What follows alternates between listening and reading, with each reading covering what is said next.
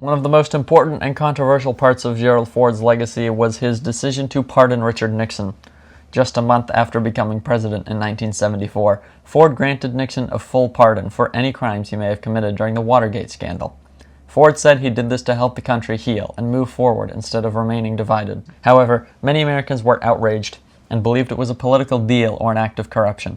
His approval ratings dropped sharply, and he faced harsh criticism from both Congress and the public. Some historians argued that the pardon cost him the election of 1976 because it damaged his credibility. On the other hand, others believe it was an act of political courage, since Ford knew it would hurt him, but he did it for the sake of unity. The pardon remains one of the most debated presidential actions in modern American history. Whether seen as wise or foolish, it defined Ford's presidency more than anything else. Another key part of Gerald Ford's legacy was his struggle to manage the U.S. economy during the 1970s.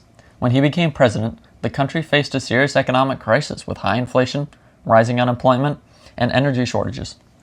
This combination, called stagflation, was something America had never experienced before. Ford tried to fight inflation with his Whip Inflation Now campaign, which encouraged citizens to save money and cut back on spending. However, many people mocked the program and wore the buttons as a joke because it seemed too simple for such a serious problem. Ford also vetoed many spending bills from Congress, believing that too much government spending made inflation worse. Despite his efforts, the economy remained weak, and many Americans lost confidence in his leadership.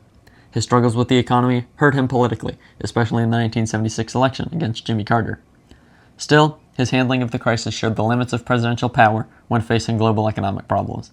It also highlighted how hard it is for any leader to solve both inflation and unemployment at the same time.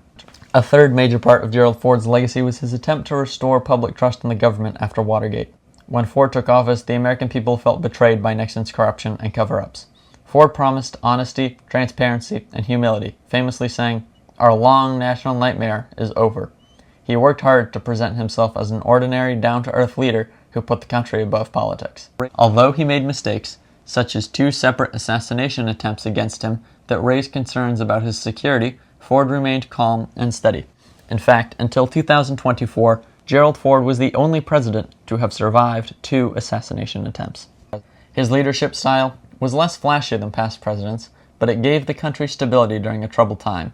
Ford's open personality and willingness to work with both Republicans and Democrats helped reduce the anger and distrust that had shaken the nation. While he only served a short time as president, he restored a sense of normalcy to the White House. This was crucial for rebuilding confidence in the government. For many Americans, Ford's honesty and decency became the strongest part of his legacy. If this quick lesson on Gerald Ford was interesting to you, please subscribe to the channel, as it is the very best way to support the work I do to educate people of all ages on the subject I love the most. Thank you.